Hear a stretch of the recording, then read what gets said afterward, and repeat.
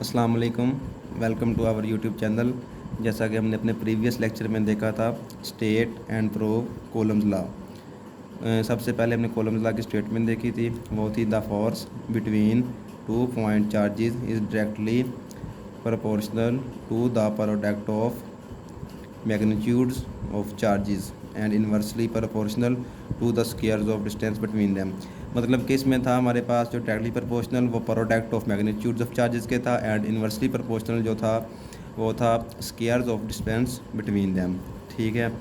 इसके बाद हमने इसकी मैथमेटिकल फॉर्म देखी थी। वो थी इफ़ टू पॉइंट्स, अगर दो point charges Q1 and Q2 are separated, ठीक है, बाय अ डिस्टेंस आर, मतलब उनको सेपरेट किया जाए डिस्टेंस आर से, then the electric force between the charges is.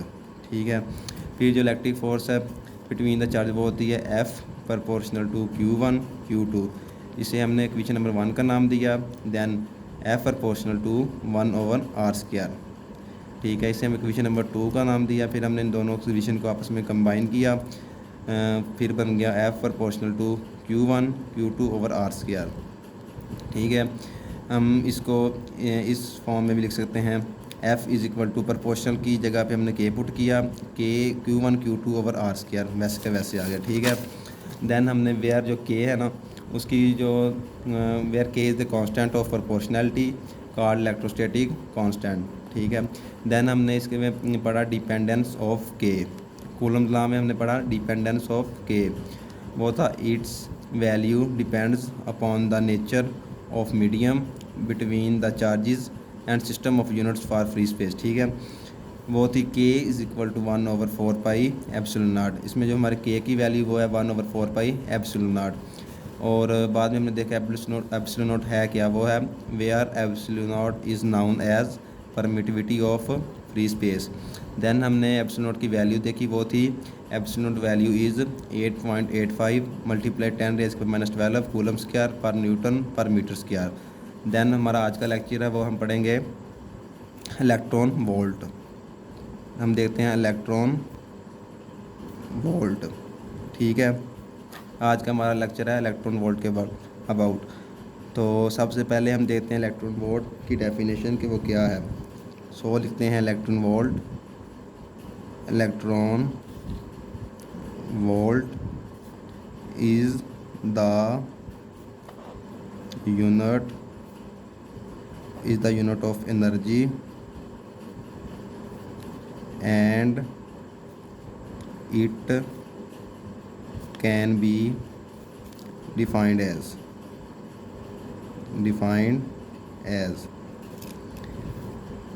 the amount of energy acquired या lost by an electron as it travels through a potential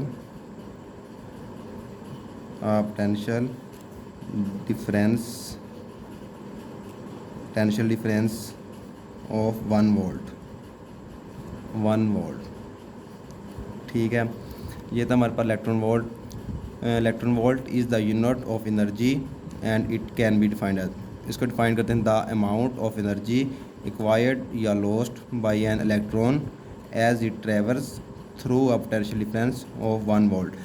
इधर हमारे पास जो 1 वोल्ट है वो किसके इक्वल होता है, अब हम देखते हैं। 1 electron volt is equal to 1.6 multiply 10⁻⁻19 joule. ठीक है। ये था हमारे पास 1 electron volt is equal to 1.6 multiply 10⁻⁻19 joules. आगे हम देखते हैं एक्सप्लेनेशन इलेक्ट्रॉन वोल्ट की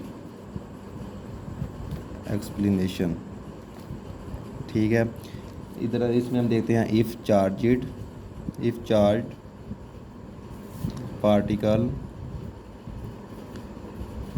particle is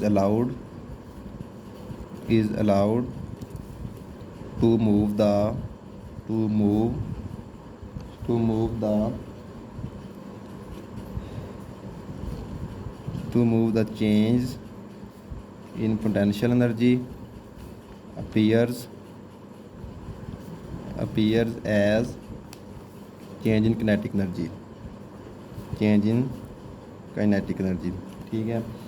मतलब change in kinetic energy is equal to Q del V, ठीक है। इधर हमारे पास जो क्यू है उसकी वैल्यू है Q is equal to E is equal to 1.6 multiply 10⁻⁻⁹ and जो डेल वी है हमारे पास वो है इज इक्वल टू 1 वोल्ट, ठीक है। चेंज इन किनेटिक एनर्जी होगी हमारे पास 1.6 मल्टीप्लाई 10⁻⁻⁹ कूलम मल्टीप्लाई 1 वोल्ट, ठीक है। तो हैंस जो हमारे पास चेंज इन किनेटिक एनर्जी वो होगी 1.6 मल्टीप्लाई 10⁻⁻⁹ जूल, ठीक है। तो द अमाउंट ऑफ